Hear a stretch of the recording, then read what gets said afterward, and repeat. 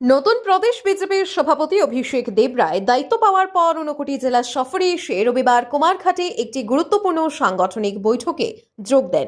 এদিন তিনি ধর্মনগর থেকে কনভয়ে কুমারঘাটে পৌঁছালে যুব মোর্চার কর্মীরা তাকে স্বাগত জানিয়ে বাইক র্যালির মধ্য দিয়ে ওনাকেও উষ্ণ সংবর্ধনা জানান। প্রথমে তিনি শিব দুর্গা মন্দিরে পুজো দেন, তারপর গীতাঞ্জলি অডিটোরিয়ামে ঊনকোটি জেলার 5টি মণ্ডলের পদাধিকারীদের নিয়ে একটি আলোচনা সভায় অংশ নেন। এই বৈঠকে মূলত আসন্ন 2028 বিধানসভা নির্বাচনকে সামনে রেখে দলের বিভিন্ন দিক নিয়ে আলোচনা করে দলীয় শৃঙ্খলা রক্ষা করার বিষয়েও জোর দেওয়া দেন।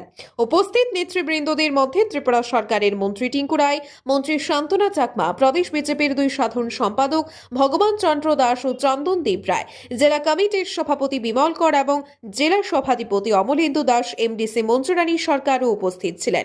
সবশেষে সংবাদ মাধ্যমের মুখোমুখি হয়ে তিনি আশা ব্যক্ত করেছেন যে কর্মী ও সমর্থকদের বিপুল উৎসাহ ও উদ্দীপনা দলের জয়ের পথকে মসৃণ করবে।